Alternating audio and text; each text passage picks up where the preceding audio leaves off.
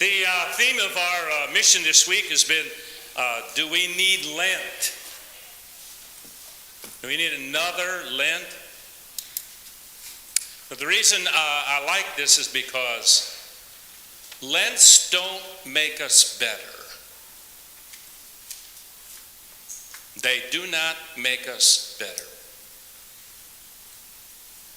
We make ourselves better. And the church offers us all kinds of opportunities so that we can become who we were meant to be. So the church offers us Advents and Lents. Church offers us Mass and retreats. And the purpose is so that you and I can become what God wants us to be. So going through all Lent isn't going to make you better. Lent doesn't do it. You do.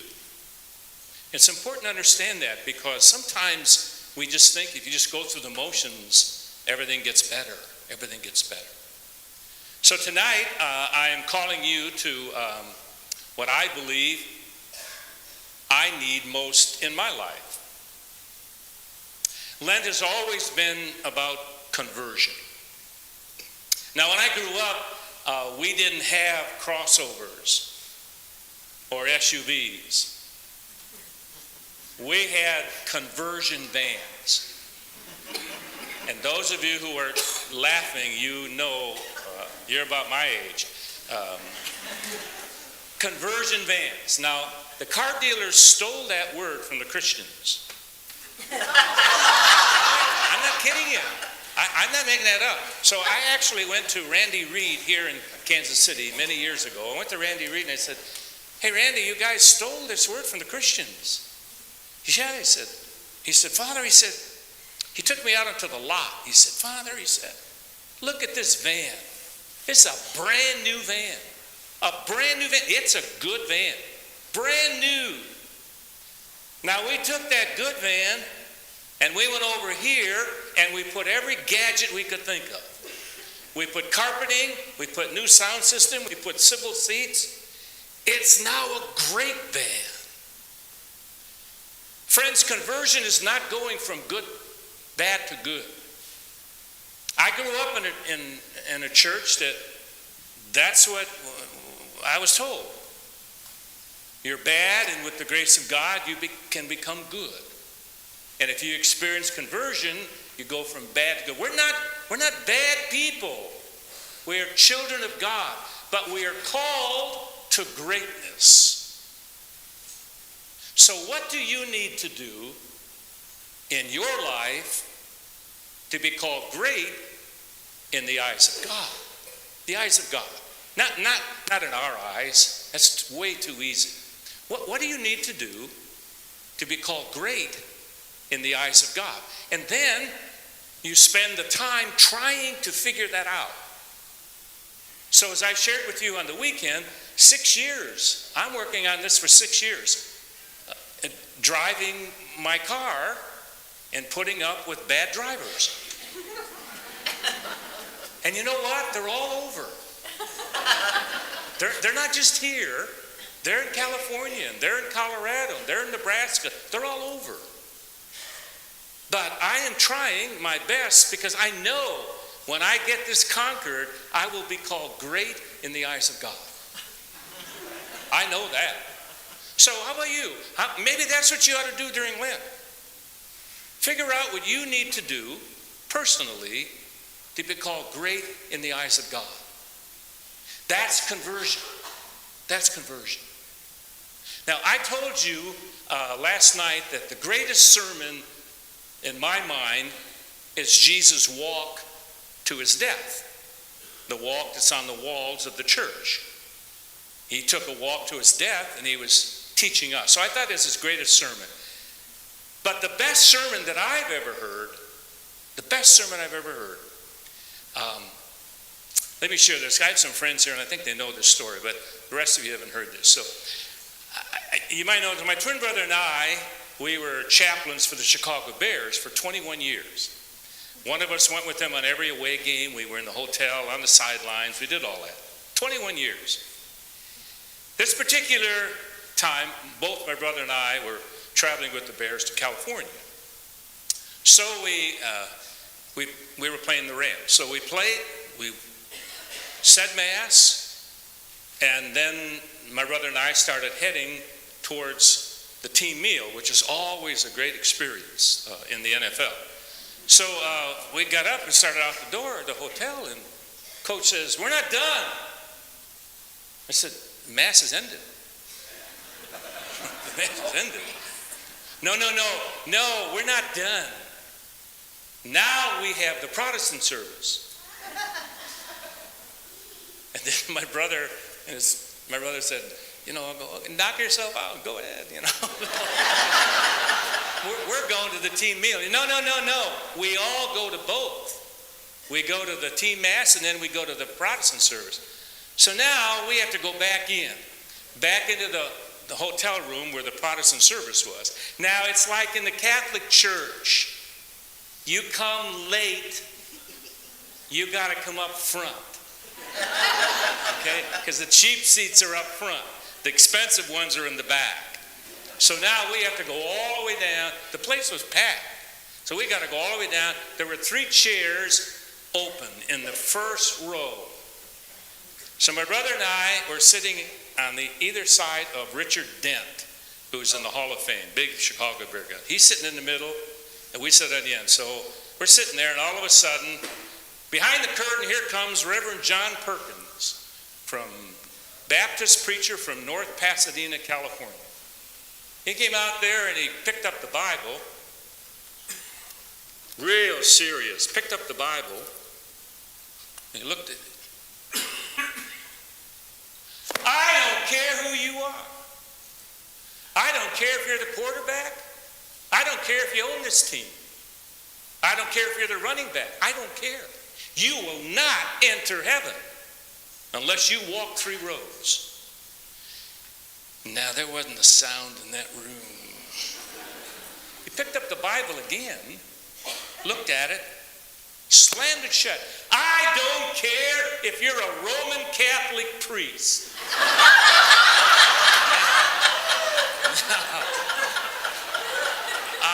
Mean. And Richard Dent went, "He ain't talking to me, Padre."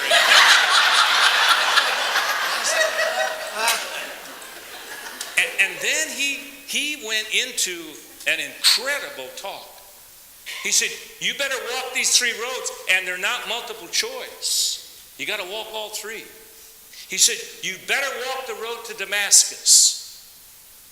That's the road St. Paul was on, the road to conversion.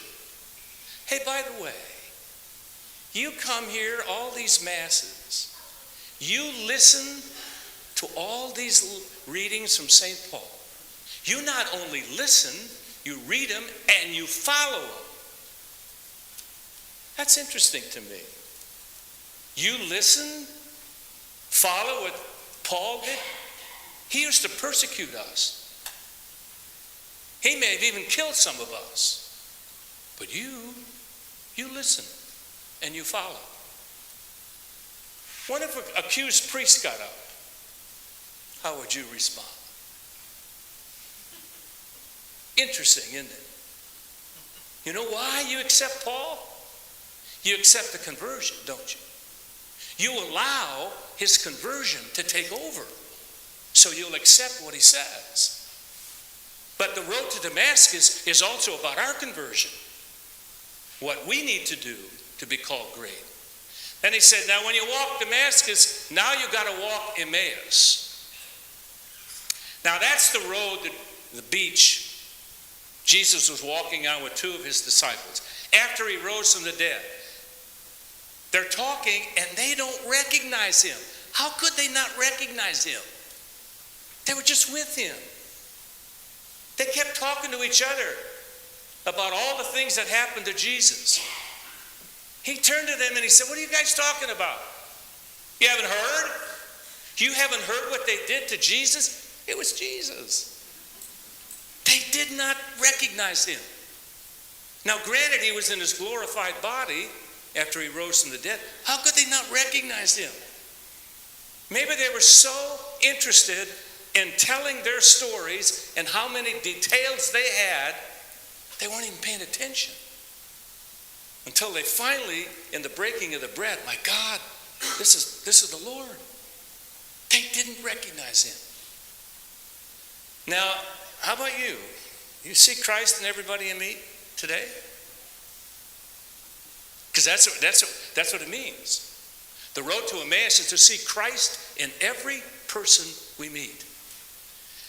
Now, I'm going to share this story with you. I'm not proud of this. I'm going to share this story.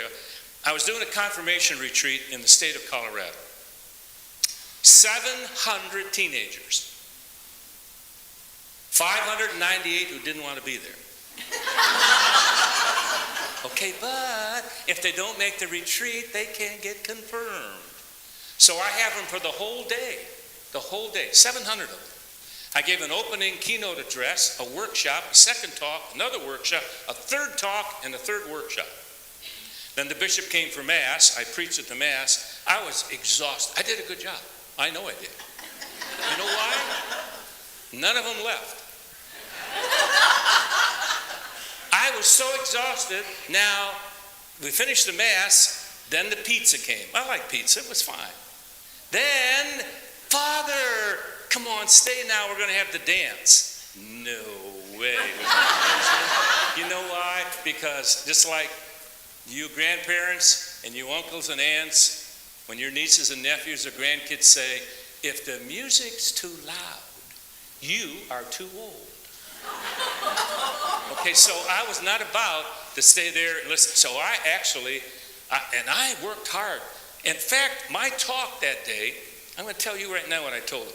And I shook up everybody. I said, listen, confirmation students, if you're not willing to make 3 promises, get out of the program. Can you imagine the teachers at that point? I said, if you're not ready to stand before God and make 3 promises that he will hold you to, don't get confirmed. Because he's going to call you someday and say, hey, you stood before me in church and you made 3 promises. What happened? You will promise, you will teach by your example. You will pray and worship.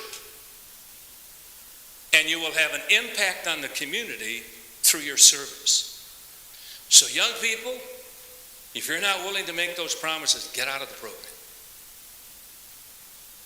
And I'm serious about that because we need you to teach by your example. We need you to pray and worship. And we need you to have an impact on the community through your service. So I gave this talk and I was pretty powerful.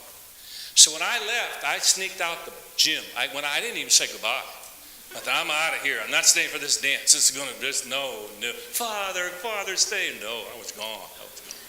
So now I leave. I'm staying at the rectory of the cathedral. So I pull in the driveway.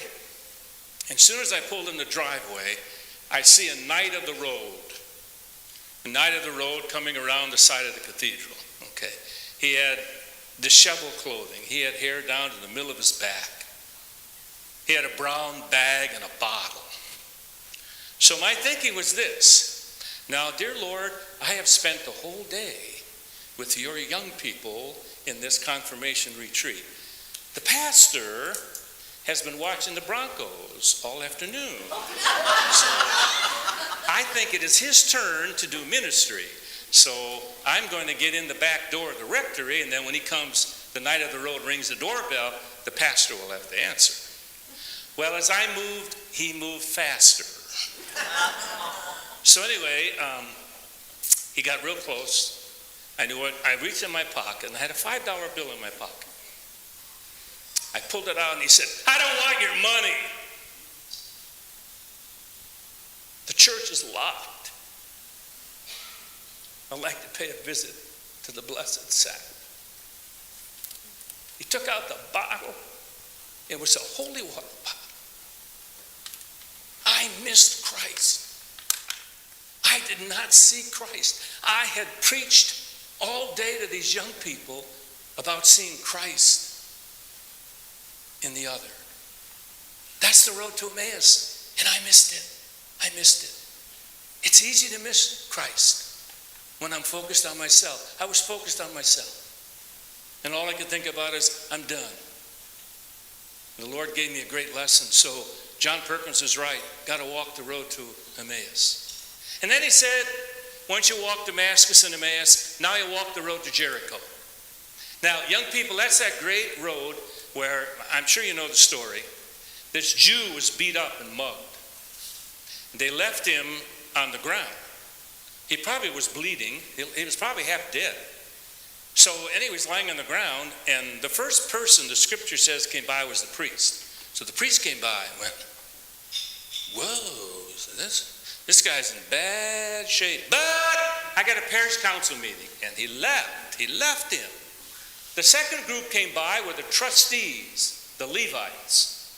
They stayed a little longer. They discussed that this guy needs help. But we got bingo. And they left him. Finally, a Samaritan came by. Now, Samaritans were taught to have nothing to do with Jews. And the Jews were taught to have nothing to do with Samaritans. The Samaritan, he stopped. He not only took care of his wounds, he picked him up, put him on his donkey, took him to a hotel, paid for the hotel, and told the hotel person, if it costs any more, I'll pay you. And Jesus says, now, who loved his neighbor here? So the road to Jericho is to have an impact on the community through your service. And it's based on love. It's based on Christ. You see Christ and you want to serve. Now, I don't know what's going to happen in your life, young people. You're going to be parents someday. Your second grader is going to come up to you. You're going to be a parent. The second grader is going to come up to you and say, hey, Dad, my buddies are all making their first communion. I'd like to make oh, yeah, no problem. You can, no problem. And he looks up at you and says, I can't. And you tell him, well, why not?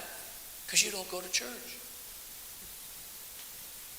So remember that. Your prayer and worship is because someday you're going to have the responsibility of leading your children closer to Christ. Now, the one nice thing, last night after this celebration, I'm in visiting with some people from Iowa who came down for them. And I was explaining to them that I'm always trying to make decisions of what parishes I'm going to go into. We get so many requests for missions. We take them just as they come. We don't choose one over another. So then I was explaining that we get these requests and we take them one at a time. And all this guy said to me was, do whatever he tells you. And I had given that talk last night, do whatever he tells you. So I'm really trying to pay attention to what Christ says. Now here's one line I'm going to share with you, and I hope you'll pay attention to this line. I came here, Jesus said, so that you would have my joy and have it to the fullest. That's why I came. Now, our church doesn't have that history. I grew up in a church that you weren't supposed to smile in church. You couldn't smile in church. You dare smile in church. You couldn't laugh in church. Couldn't take a picture in church. And Catholics felt, especially loved Lent. They loved Lent. They couldn't wait to get into Lent because you could beat yourself down, and there was a thinking that the more you beat yourself down, the holier you would become. And this idea, the Baltimore Catechism, it's a great, if you got one, it's a collector's item. Don't throw it away. But you know, I learned my religion in that book. And the problem was, in the very first page of that book, man is made in the image and likeness of God. We are made to know him, to and serve him in this life, so we would be happy with him in the next. And we took that literally.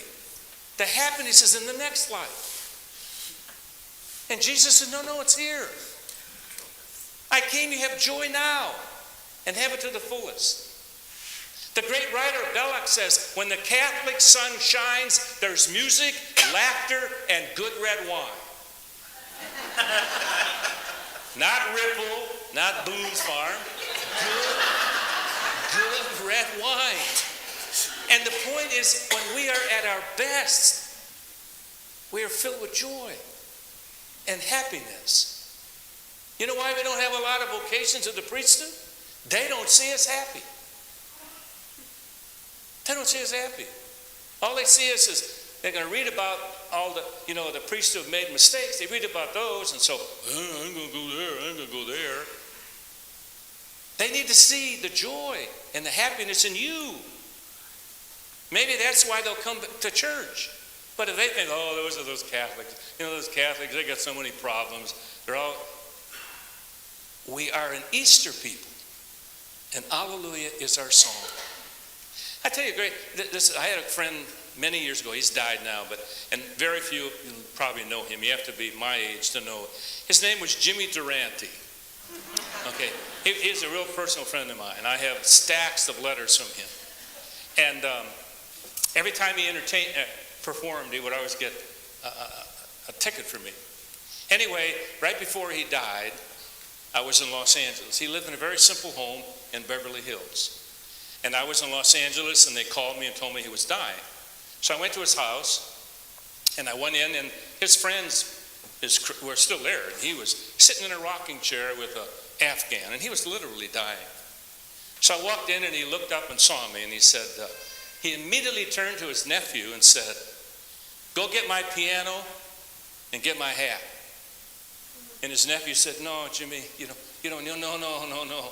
Your father's here. Go get my piano and get my hat. And he attempted to entertain. And so I said to him, oh, Jimmy, I'm just glad to be here. He said, Father, I was placed on this earth to lighten the load that people carry. And I will do it until my life is over. That's what I want you young people to do. If you'll spend the rest of your life lighten the load of the people that you experience and are with, you'll experience a joy and a happiness that Christ wants for us. Finally, as you look around in this church, if you can't be happy that you belong to a parish that is so filled with faith, you miss the point. When you have a successful project in your parish, like a fundraiser, it's great. But when you have a successful spiritual event, it speaks to the faith in the heart of your parish. So as you begin this dynamic parish project, which is a great project, deepen your own personal life and then share it.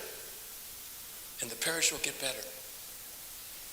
And you guys and gals up here in front, when I say you are the future of the church, I really mean that. And God is depending on you to lead us into the next century.